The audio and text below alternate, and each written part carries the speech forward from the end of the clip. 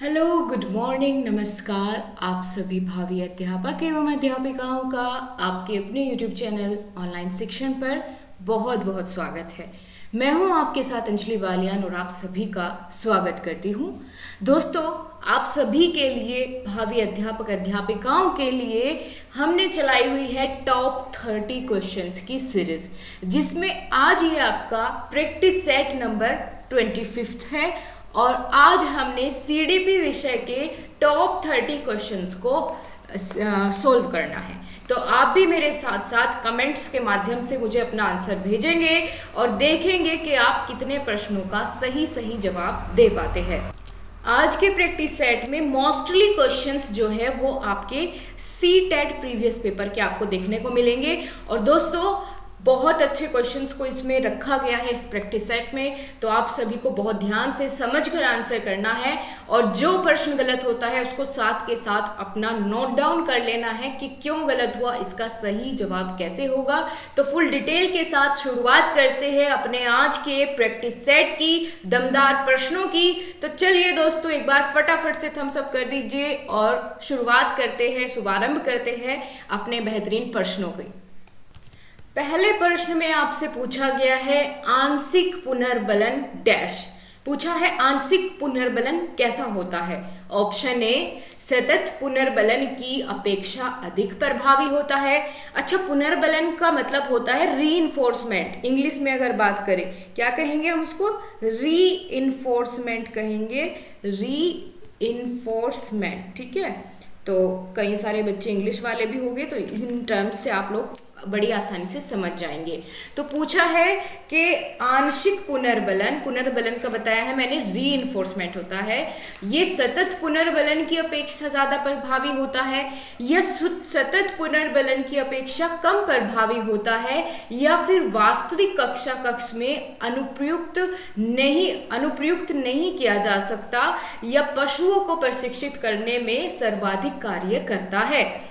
अब दोस्तों, बात कर रहे हैं हम आंशिक पुनर्बलन की, तो हम इसी क्वेश्चन के माध्यम से पुनर्बलन के बारे में सब कुछ जान लेंगे। ठीक है, जहां तक आपके लिए जरूरी होगा अभी के लिए। देखिए, पुनर्बलन जो शब्द है, ये शब्द दिया था किसने? स्किनर ने। पुनर्बलन शब्द दिया था स्किनर महोदय ने। और बात करते हैं कि पुनर्बलन का अगर सिद्धांत पूछ ले कि पुनर्बलन का सिद्धांत किसने दिया है, तो आप बताएंगे दोस्तों क्लार्क हल ने। ठीक है, ये सिद्धांत किसने दिया? क्लार्क हल ने। अब पुनर्बलन होता है दो प्रकार का, धनात्मक पुनर्बलन और ऋणात्मक पुनर्बलन।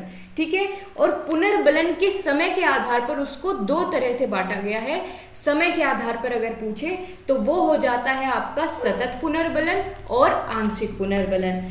सतत पुनर्बलन क्या होगा? ऐसा रीइंफोर्समेंट जिसमें हर अनुक्रिया के बाद आपको, या फिर जो भी आप टास्क पूरा करेंगे, फॉर एग्जाम्पल मान के चलिए आप एक अध्यापक है और आपकी कक्षा में कोई बच्चा अच्छी परफॉर्मेंस दे रहा है आपको हर बार, आप हर टेस्ट के बाद उसको क्या कर रहे हैं? रीइंफोर्स कर रहे हैं, उसको पुनर्बलन दे रहे हैं हर टेस्ट के बाद। ठीक है, तो क्या होगा, एक टाइम के बाद उसको वो चीज़ जो है उसकी इतनी वैल्यू नहीं रहेगी आप अगर उसको सतत पुनर्बलन देते रहते हैं। ठीक है, यानी अनुक्रिया के बदले आप उसको रोज स्टिमुलस दे रहे हैं तो उसकी वैल्यू कम हो जाती है। लेकिन जब बात करते हैं हम आंशिक पुनर्बलन की, है ना, तो उसमें कभी कभी स्टिमुलस दिया जाता है, यानी जब बच्चा ज़्यादा अच्छा परफॉर्म करे तब उसकी तारीफ कर दी, है ना, उसको क्या किया, उसको और ज़्यादा मोटिवेट कर दिया कि बहुत अच्छा कर रहे हो, नेक्स्ट टाइम और अच्छे से करना,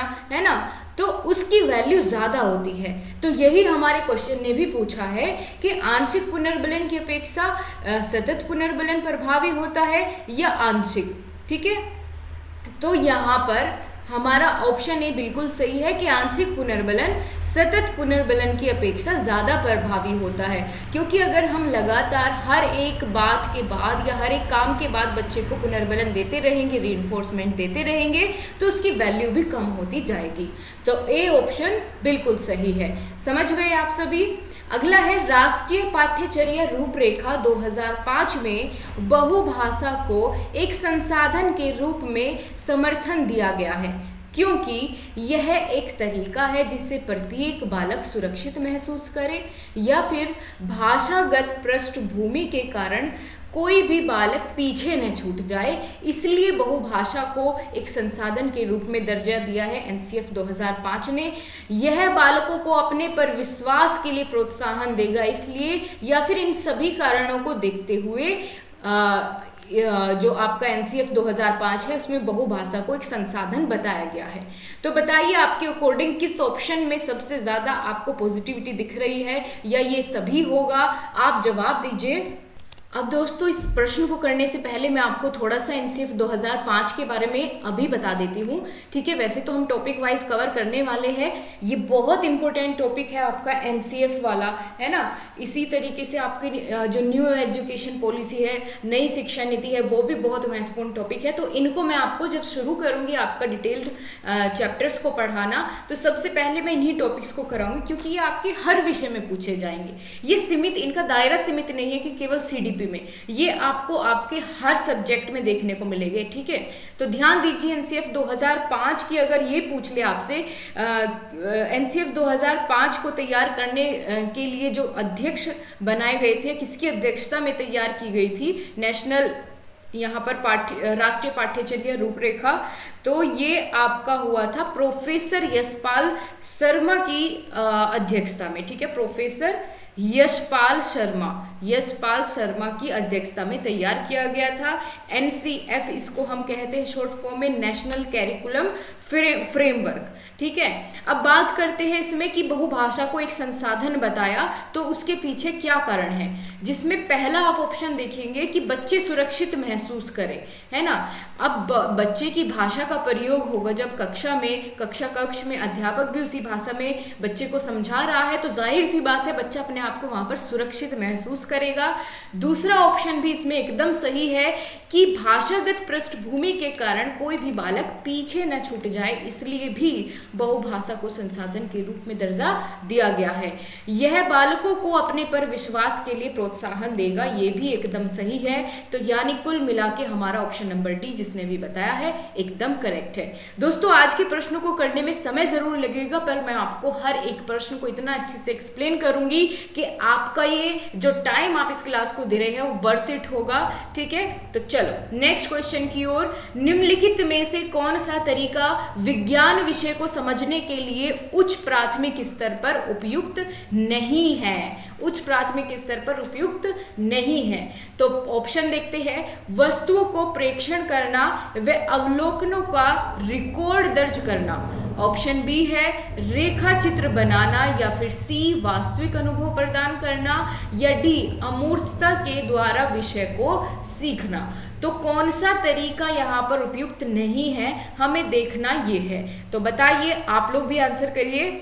दोस्तों बात जब करते हैं विज्ञान विषय की, तो आप जानते हैं कि साइंस ही एक ऐसा सब्जेक्ट है जिसमें हम सारी चीज़ें प्रैक्टिकल करके देख सकते हैं, ठीक है। तो यहाँ पर अमूर्तता के द्वारा सीखना, विषय को सीखना, ये एक सबसे यहाँ पर नेगेटिव ऑप्शन हमको दिख रहा है ना। अमूर्तता के द्वारा सीखना, तो यही हमारा सही जवाब होगा, क्योंकि इसमें नेगेटिव ही ढूंढना था। एकदम सही आपने बताया, बल्कि रेखा चित्र बना के वास्तविक अनुभव प्रदान करके उसका अवलोकन करके प्रेक्षण करके तो बच्चे को सिखाया जाता है, ना कि अमूर्तता के द्वारा। तो हमें नेगेटिव ढूंढना था, हमने अपना आंसर ढूंढ लिया है। अगला है, निम्नलिखित में से कौन सा बहुग्रेड शिक्षण प्रणाली के साथ सहमति नहीं रखता? एक अध्यापक एक समय में एक से अधिक कक्षाओं का प्रबंधन करता है, या बैठने की लचीली व्यवस्था को हम बहुग्रेड शिक्षण प्रणाली के नेगेटिव बताएंगे, या इसके विपरीत बताएंगे, या विभिन्न कक्षाओं में एवं एक ही कक्षा में अंतःक्रिया, या विद्यार्थियों का आयु और योग्यता के आधार पर समान होना। इनमें से कौन सा जो बहुग्रेड शिक्षण प्रणाली के साथ सहमति नहीं रखता है? अब ये क्वेश्चन की लैंग्वेज थोड़ा सा आपको परेशान कर रही होगी, मैं इसको थोड़ा आसान करके आपको समझाती हूँ।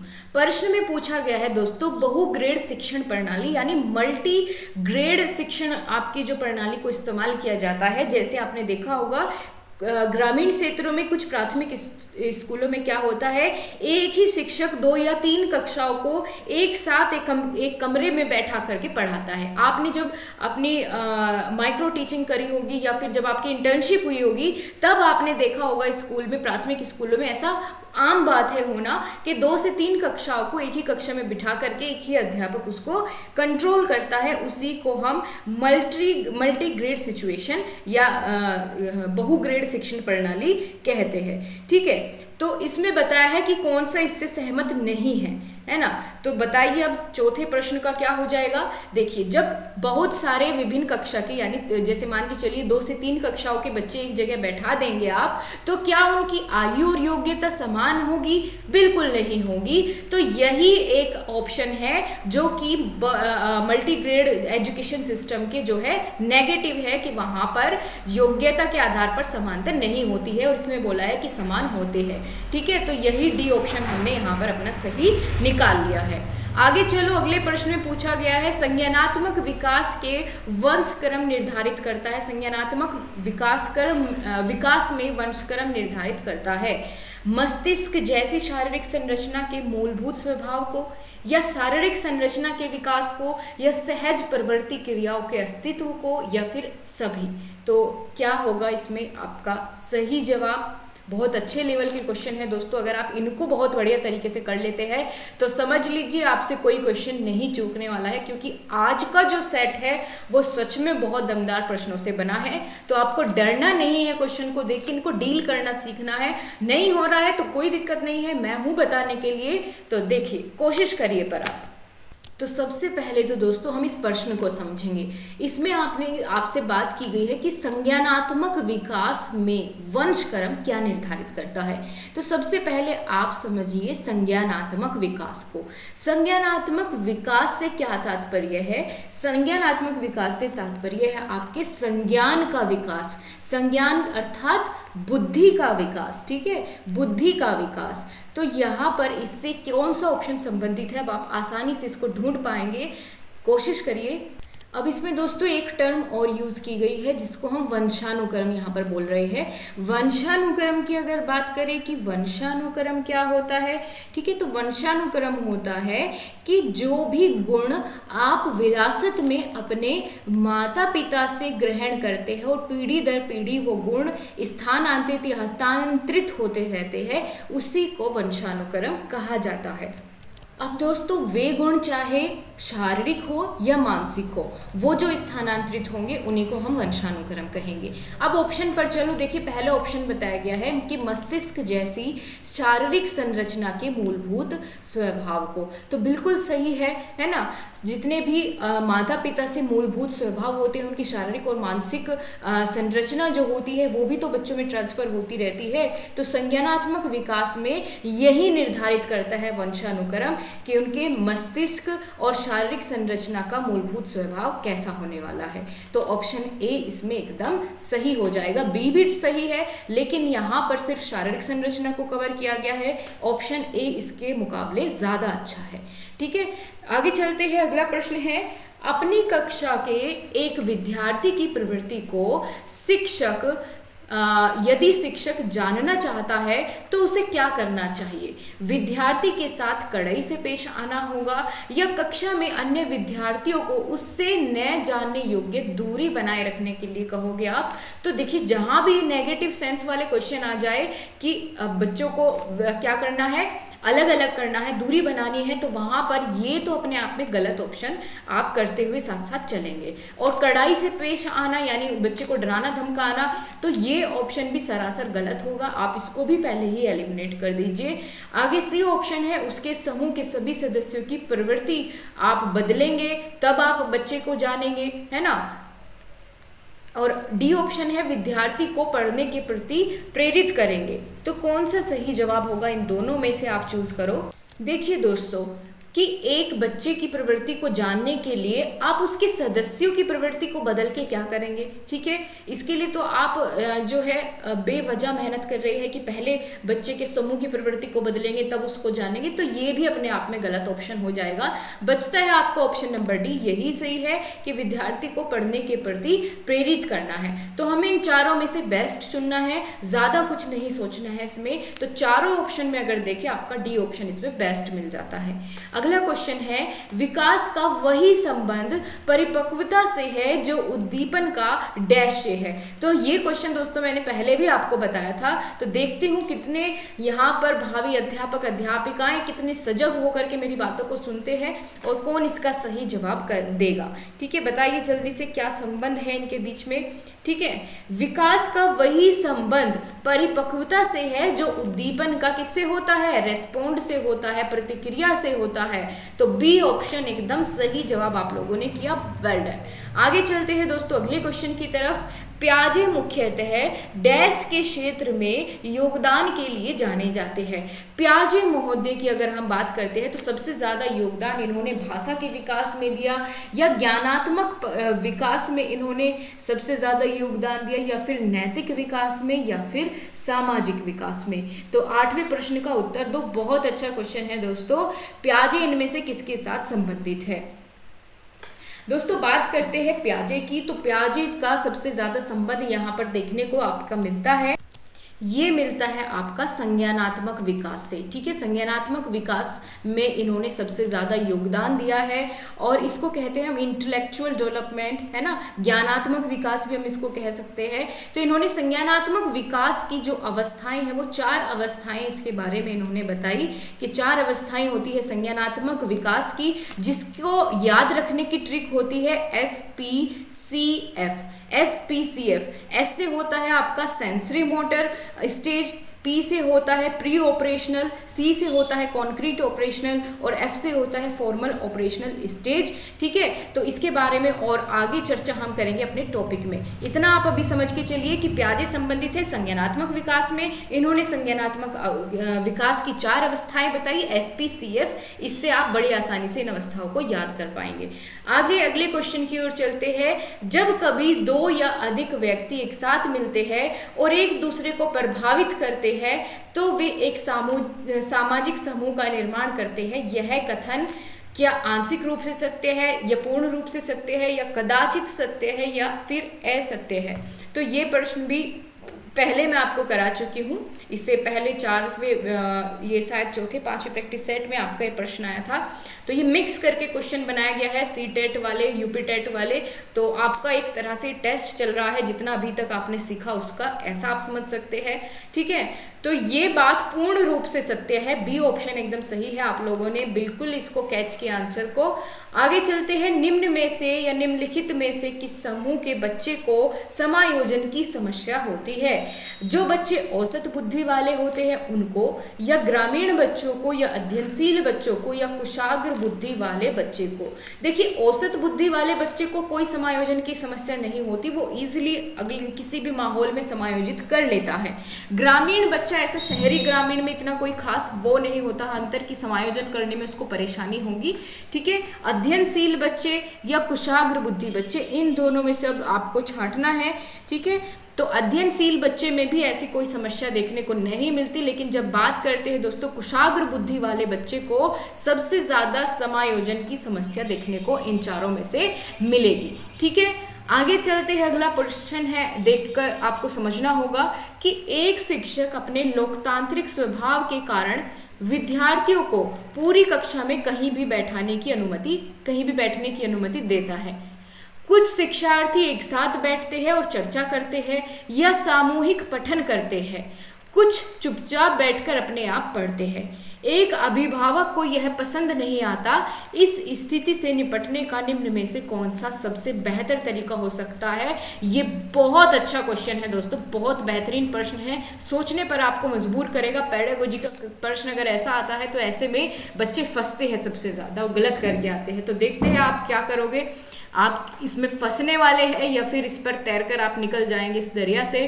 तो ए ऑप्शन देखो, अभिभावकों को प्रधानाचार्य से अनुरोध करना चाहिए कि वे उनके बच्चों का अनुभाग बदल दे, कि भाई उनको किसी और सेक्शन में बिठा दे। यहाँ उसका बच्चा अगर अच्छे से पढ़ नहीं रहा है तो दूसरे सेक्शन में उसको बदल दे। तो ये बिल्कुल गलत है, ये ऑप्शन तो आपको यहीं पर एलिमिनेट कर देना है। ए ऑप्शन गलत है, ठीक है, क्योंकि यहाँ पर प्रधानाचार्य से अनुरोध नहीं करना है कि दूसरे सेक्शन में बिठा दे, बल्कि समस्या का समाधान ही शिक्षक को खुद करना है अगर कुछ ऐसी बात होती है। बी है, अभिभावकों को शिक्षक पर विश्वास व्यक्त करना चाहिए और शिक्षक के साथ समस्या पर चर्चा करनी चाहिए कि भाई बच्चे के साथ क्या समस्याएं आ रही है, घर में तो उसका ऐसा व्यवहार है, स्कूल में वो ऐसा व्यवहार करता है और इसकी समस्या के पीछे कारण क्या है। अगर शिक्षक और अभिभावक साथ में बैठ करके समस्या पर चर्चा करेंगे तो बहुत आसानी से बच्चे की हम जो समस्या है उसका समाधान कर पाएंगे। तो ये एकदम पॉजिटिव ऑप्शन है। बाकी आगे भी देख लेते हैं, कभी इससे अच्छा मिल जाए। तो अभिभावकों को उस विद्यालय से अपने बच्चे को निकाल लेना चाहिए, तो ये तो बिल्कुल बेकार ऑप्शन है। अभिभावकों को प्रधानाचार्य से शिक्षक की शिकायत करनी चाहिए, तो गलत है, बल्कि अभिभावक को शिक्षक पर विश्वास करना चाहिए और उसके साथ समस्या पर चर्चा करनी चाहिए, ठीक है। बी ऑप्शन एकदम सही है। आप शिक्षक और अभिभावक दोनों होने के नाते इन चीजों को समझे होंगे बहुत अच्छे से, ठीक है।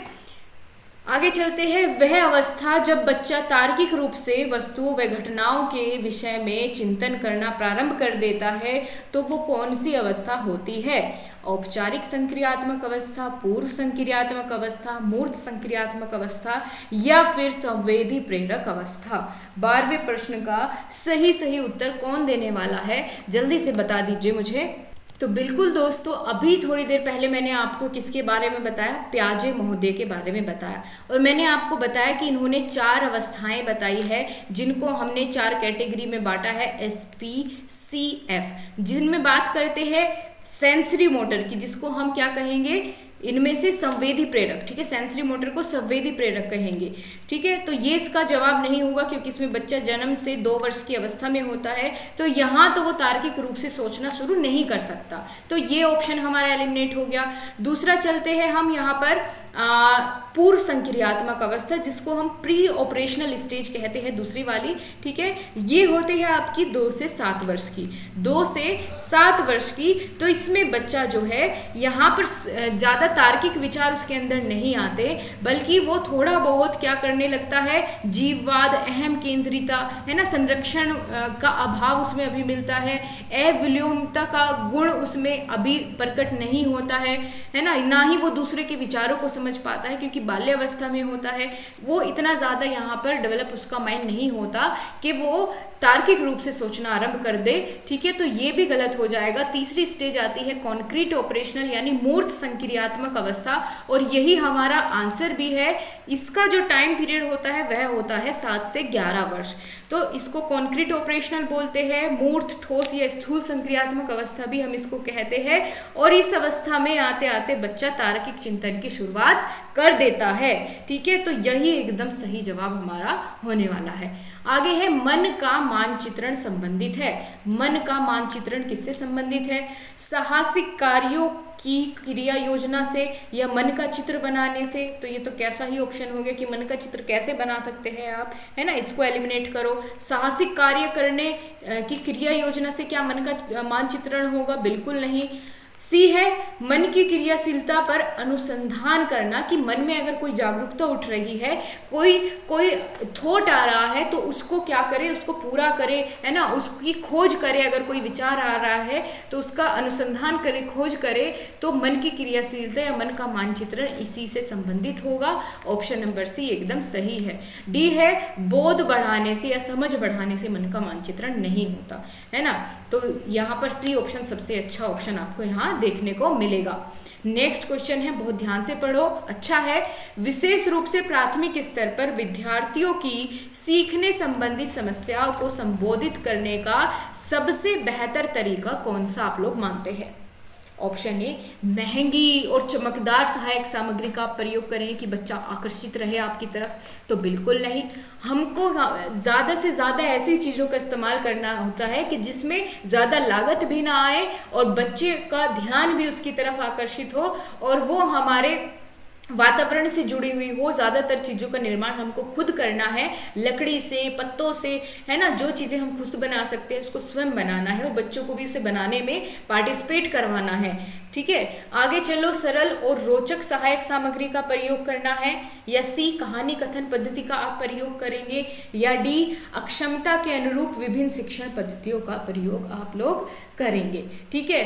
तो प्राथमिक स्तर के सीखने संबंधी समस्याओं को संबोधित करने का, समस्याओं को पूछा है तो समस्याएं आएंगी तो यानी बच्चे किसी ना किसी रूप से अक्षम वाले भी उसमें होंगे, है ना। तो जहां भी उनकी कमी आ रही है, जहां भी उन्हें समस्या हो रही है, उनकी उस समस्या को देखते हुए उसकी अक्षमता के अनुरूप ही हम विभिन्न शिक्षण पद्धतियों का प्रयोग करेंगे, क्योंकि केवल सहायक और सरल और रोचक सामग्री का प्रयोग करने भर से ही बच्चों की समस्या दूर नहीं हो जाती है, बल्कि हमें उनके अनुरूप जैसे वो अच्छा सीखते हैं उसी तरह की शिक्षण पद्धति का प्रयोग करना होता है। दोस्तों, ये तरीका आपको कैसा लगता है जिसमें आपको पूरा अच्छे से एक्सप्लेन करा जाए, जरूर आप बताया करिए कमेंट सेशन में। नेक्स्ट क्वेश्चन की ओर बढ़ते हैं। निम्न में से कौन सा शिक्षार्थियों के में सृजनात्मकता का प्रयोग करता है? सृजनात्मकता यानी क्रिएटिविटी बढ़ाता है। ऑप्शन ए, प्रत्येक शिक्षार्थी की अंतर्जात प्रतिभाओं का पोषण करने एवं प्रश्न करने के अवसर उपलब्ध कराना। तो ऑप्शन ए यहाँ देखने में एकदम सही लग रहा है, लेकिन हम अगले ऑप्शन को भी देखेंगे। यहाँ पर अगला ऑप्शन है विद्यालयी जीवन के प्रारंभ में उपलब्धि के लक्ष्यों पर बल देना। तो बिल्कुल नहीं दोस्तों, शुरुआत में ही अगर हम उसके लक्ष्यों पर बल देंगे, हालांकि हमको तो उसमें बच्चे का डेवलपमेंट करना होता है, खाली ये नहीं कि रिजल्ट कैसा आ रहा है। हमको देखना है कि बच्चा भी उन चीज़ों को सीख रहा है ना, अपने व्यवहारिक ज्ञान भी उनको मिल रहा है कि नहीं, या सिर्फ नंबर लाने के पीछे पड़ा हुआ है। तो बी ऑप्शन तो ऐसे गलत हो गया। सी है, परीक्षा में अच्छे अंक के लिए विद्यार्थियों को कोचिंग कराना एकदम खतरनाक नेगेटिव ऑप्शन है आपका, ये निकाल दो इसे। अगला है अच्छी शिक्षा में व्यवहारिक मूल्यों के लिए विद्यार्थियों का शिक्षण। तो अच्छी शिक्षा के व्यवहारिक मूल्यों के लिए विद्यार्थी का शिक्षण होना जरूर चाहिए, लेकिन सबसे जरूरी दोस्तों वहां पर उसके अंदर जो प्रतिभाएं हैं उनको बाहर निकालने का उसको अवसर देना है। ये सबसे बेस्ट ऑप्शन आपका होगा। देखो यहाँ पर आप फंस जाते हो, क्योंकि आपको 2 से 3 ऑप्शन में लगेगा कि ये भी सही है, ये भी सही है, लेकिन आपको देखना है कि बच्चे का भला सबसे ज्यादा किस में है ना। बच्चा उभर कर कौन से ऑप्शन में आपको दिख रहा है कि सबसे ज्यादा उसका विकास वहां होगा। तो जब उसकी अंतर्जात प्रतिभाएं पोषित होगी, उसको प्रश्न करने के अवसर उपलब्ध कराओगे, तो ये ऑप्शन सबसे बेस्ट यहां पर होने वाला है। ए करेक्ट है बिल्कुल। आगे चलो, पियाजे के अनुसार निम्नलिखित में से कौन सी अवस्था में बच्चा अमूर्त संकल्पनाओं के विषय में तार्किक चिंतन करना आरंभ कर देता है? तो आप बताएंगे, क्योंकि मैंने इसका अभी थोड़ी देर पहले ही आपको एक्सप्लेनेशन भी दिया है और समझाया भी है। बस प्रश्न पूछने के थोड़ा सा तरीका यहाँ पर बदल गया है। बताओ, तार्किक चिंतन कौन सी अवस्था में आरंभ हो जाता है? पियाजे ने 4 अवस्थाएं बताई, SPCF, है ना, जिसमें आती है आपकी संवेदी पेशी अवस्था, जिसको हम सेंसरी मॉडल कहते हैं, पूर्व संक्रियात्मक प्री ऑपरेशनल, मूर्त संक्रियात्मक कॉन्क्रीट ऑपरेशनल, और यही हमने बताया था आपको कि मूर्त संक्रियात्मक अवस्था जो कि 7 से 11 वर्ष के बीच होती है, इसी अवस्था में बच्चा तार्किक चिंतन करना आरंभ कर देता है। तो बहुत सही जवाब आप लोगों ने दिया है इसका।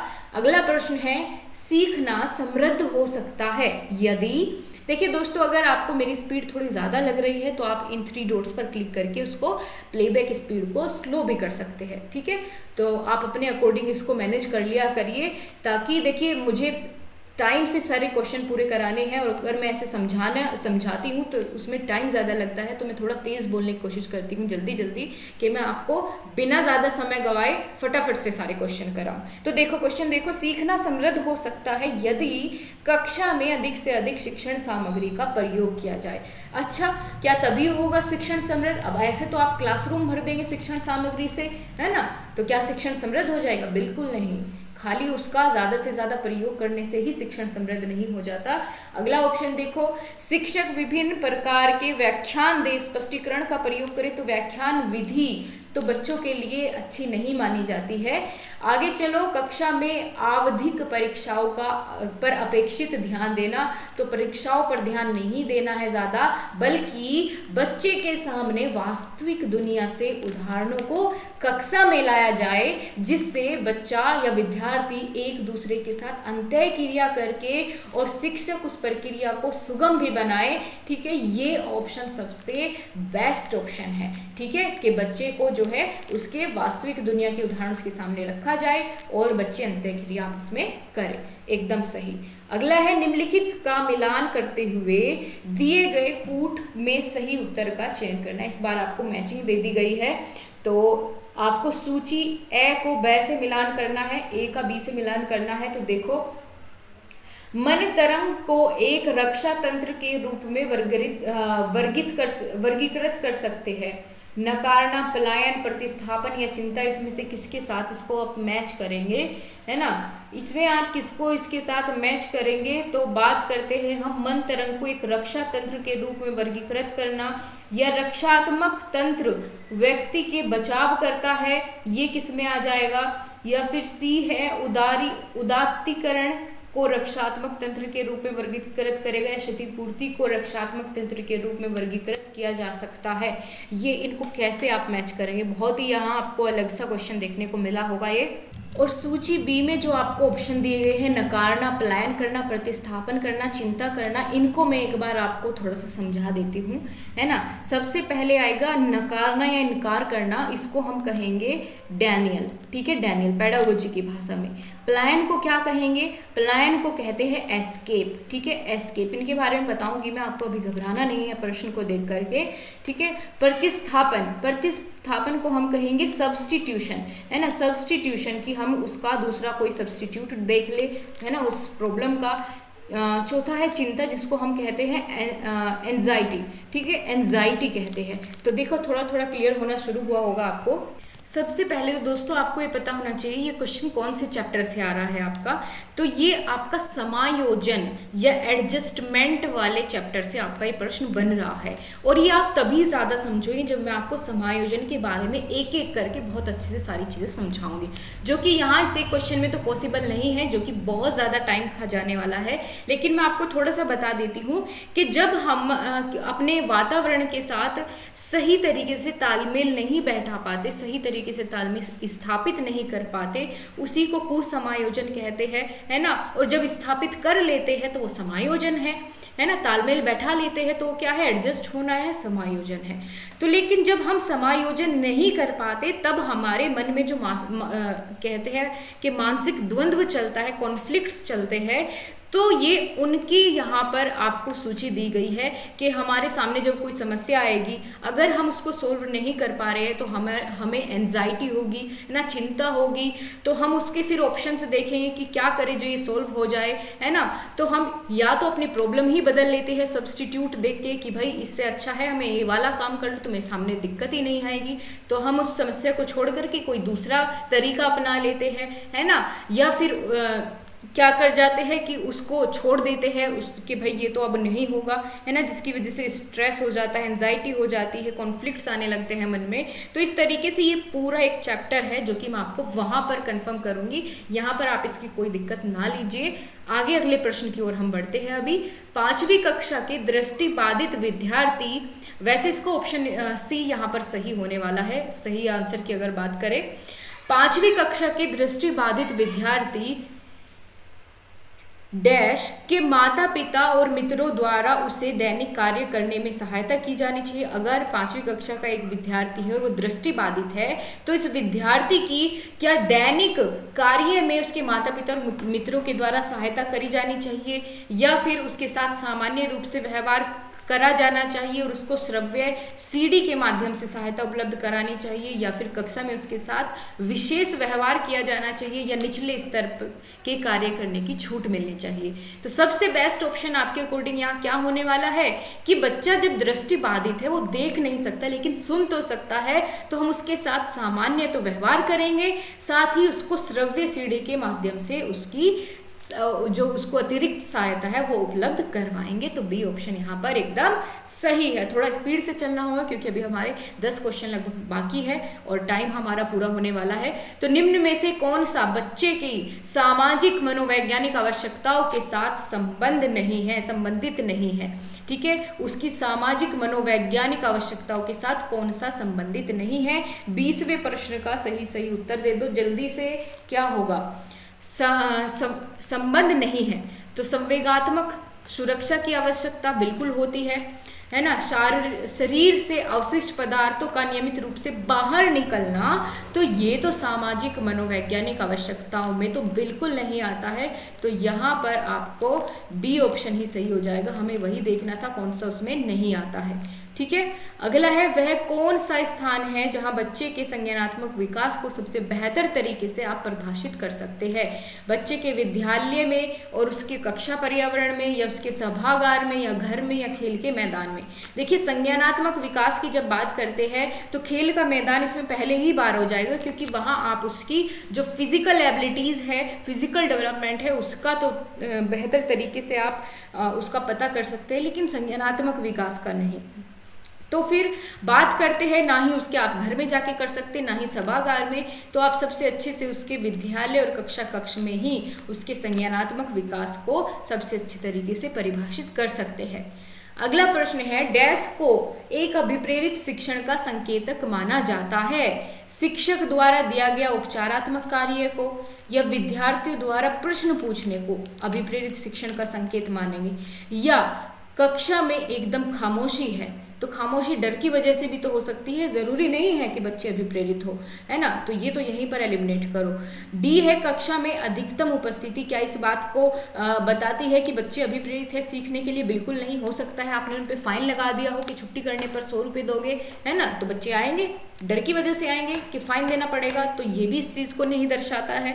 बल्कि यहाँ पर सबसे अच्छा कौन सा ऑप्शन होगा जहाँ बच्चे आपको पार्टिसिपेट करते दिख रहे हैं, तो कौन से में कर रहे हैं?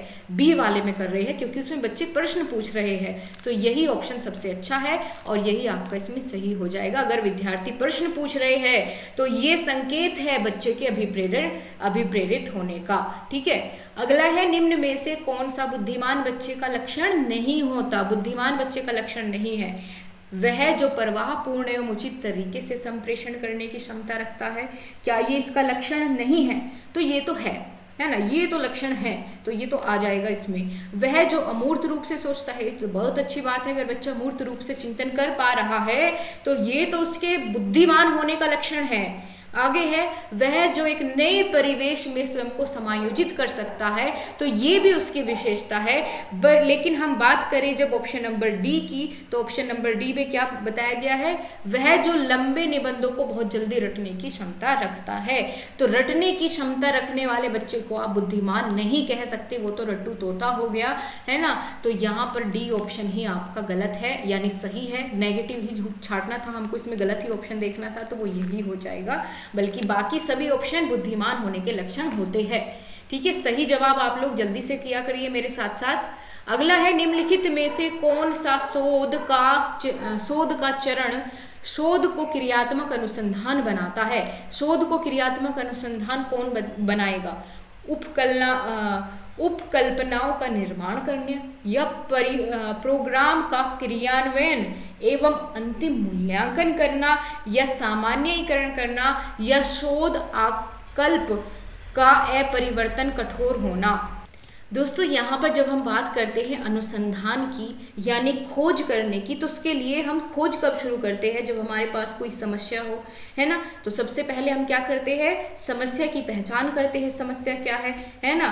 फिर उसके लिए जो उपलब्ध हो सकते हैं हमारे सॉल्यूशन, उनको देखते हैं। फिर उनमें से परिकल्पना का निर्माण करेंगे, है ना। फिर एक डिज़ाइन तैयार करेंगे फॉर्मेट की, कैसे कैसे काम करना है, फिर उसको लागू करेंगे, है ना। तो सबसे सही ऑप्शन इसमें क्या होगा कि जो भी हमने ये प्रोग्राम तैयार किया है शुरू से अंत तक, उसका क्रियान्वयन करना और अंतिम मूल्यांकन पर पहुंचना ही यहाँ पर क्रियात्मक शोध को क्या बनाता है? अनुसंधानात्मक बनाता है। तो बी ऑप्शन यहाँ पर एकदम करेक्ट हो जाएगा, आपका सही जवाब। अगला है, निम्नलिखित में से कौन सी समस्या क्रियात्मक अनुसंधान के लिए उपयुक्त नहीं है? तो हिंदी में 5वीं कक्षा के विद्यार्थी के लेख में सुधार करना, क्या ये क्रियात्मक अनुसंधान के लिए उपयुक्त नहीं है पूछा है दोस्तों, तो कौन सी हो जाएगी इसमें? बी ऑप्शन है 7वीं कक्षा के विद्यार्थी के व्यवहार पर लिखित प्रशंसा व मौखिक प्रशंसा के प्रभाव का तुलनात्मक अध्ययन करना, या परंपरागत विधि के ऊपर कंप्यूटर सहायतित अनुदेशन का प्रभाव, या भूगोल के अधिगम में एटलस एवं ग्लोब का प्रयोग करना। तो ग्लोब और एटलस का प्रयोग करना क्रियात्मक अनुसंधान के लिए उपयुक्त होता है, ठीक है। लेकिन जब हम बात करते हैं दोस्तों कि हम परंपरागत विधि के ऊपर ही कंप्यूटर सहायतित अनुदेशन प्रदान करना, दोस्तों यहाँ पर हमको थोड़ा ध्यान देना है कि क्रियात्मक अनुसंधान में शोधकर्ता की भागीदारी होना ज़रूरी है, ठीक है। लेकिन यहाँ सी ऑप्शन में तो इन्होंने सारी की सारी जो अपनी बात है वो कंप्यूटर आधारित अनुदेशन पर यहाँ पर इन्होंने डाल दी है। तो यही ऑप्शन है जो क्रियात्मक अनुसंधान के उपयुक्त नहीं है। लेकिन जब बात करते हैं है ना क्रियात्मक अनुसंधान का, जब हम वास्तविक जीवन में प्रयोग करते हैं कक्ष में, तो उससे क्या क्या हो सकता है? बच्चों की लिखावट को बेहतर बनाने में मदद करता है, जैसे कि ऑप्शन ए में कहा गया है। भूगोल और एटलस या ग्लोब के उपयोग को सीखने में मदद करता है ना। जो भी सामने समस्या होती है उसको हल करने के जो है उद्देश्य निर्धारित करता है। और जो बी ऑप्शन में दिया गया है कि मौखिक प्रशंसा के प्रभाव का तुलनात्मक अध्ययन करता है लिखित की अपेक्षा, तो ये भी एक अनुसंधानात्मक कार्य के अंतर्गत आ जाएगा। लेकिन जब बात करते हैं हम ऑप्शन नंबर सी की, तो इसमें अगर हम बात करें कि पारंपरिक विधियों पर कंप्यूटर एडेड इंस्ट्रक्शन की प्रभावकारिता की तुलना करने के लिए ये उपयुक्त नहीं है, तो सी ऑप्शन इसमें इसका सही जवाब हो जाएगा। आगे है बालकों का मुक्त एवं अनिवार्य शिक्षा का अधिकार 2009 में निम्न में से किस पर ध्यान नहीं दिया गया है इसमें? तो ये मोस्ट इंपोर्टेंट क्वेश्चन है, आपको ध्यान देना होगा। अध्यापकों को प्रशिक्षण की सुविधा प्रदान करना, क्या ये इसमें बताया गया है? शिक्षा का अधिकार अधिनियम 2009, क्या इसमें ये बात को निर्धारित किया गया है? तो बिल्कुल सही है ना। घुमंतु बालकों के प्रवेश को सुनिश्चित करना, यानी जो बच्चे स्कूल में नहीं पहुंच पाए हैं उनका एडमिशन कराना, तो बिल्कुल ये बात तो उसको सुनिश्चित करता है। तीसरा है एकेडमिक कैलेंडर को निर्धारित करना, हाँ ये भी करता है। और कब से कब तक की 6 से 14 वर्ष की आयु के बच्चे को निःशुल्क शिक्षा मुहैया कराता है, ना कि 14 वर्ष के पश्चात की शिक्षा।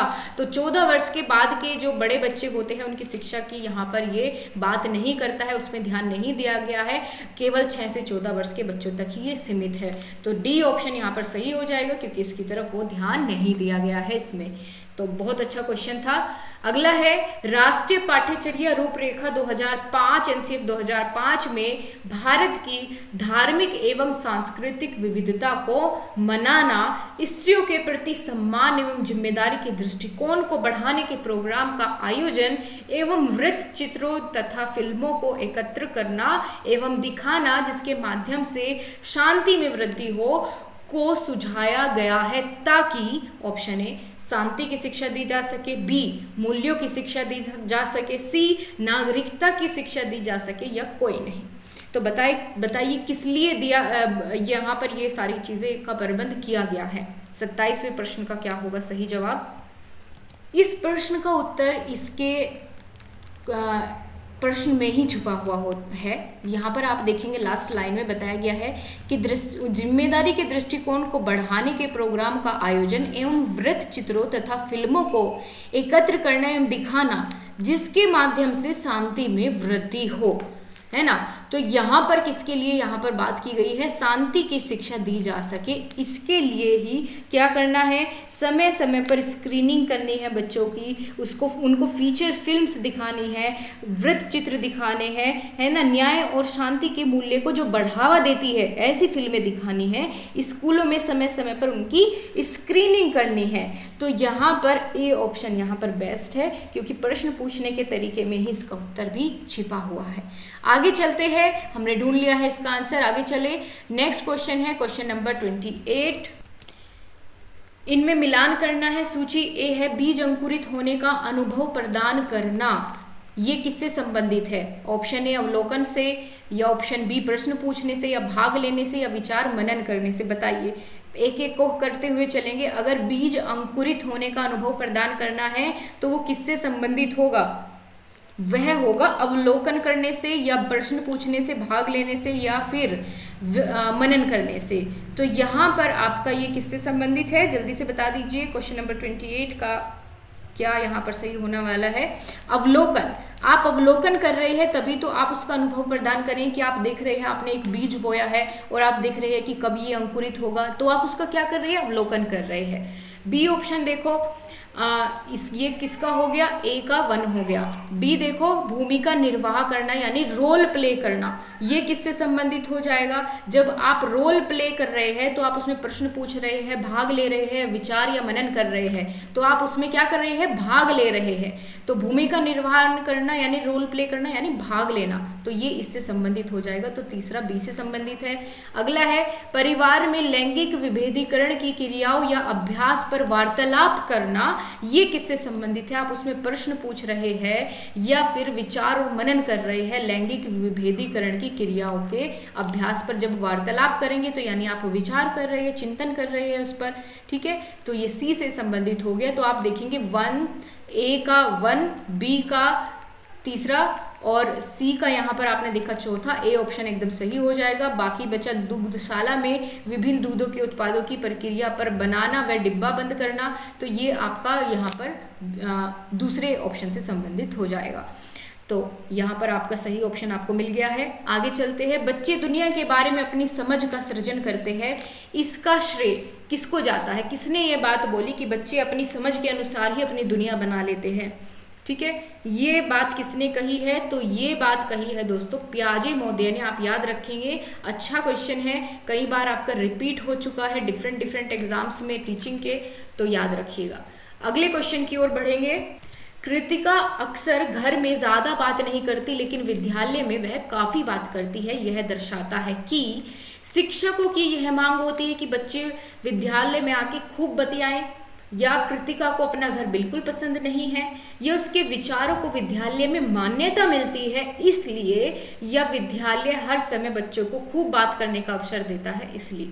तो क्या होगा आपके अनुसार? इसमें सबसे सही जवाब ये होगा कि देखिए इसका मतलब ये है, अगर वो वहाँ पर ज़्यादा बात कर रही है कि उसके विचारों को विद्यालय में मान्यता मिलती है ना। ऐसा तो नहीं है कि शिक्षक बोल दे कि कक्षा में खूब बात करो भाई, आज जितना मन हो उतनी बात करो, नहीं, वो इसलिए करती है क्योंकि वहाँ उसकी बातों को, विचारों को मान्यता मिलती है इसलिए।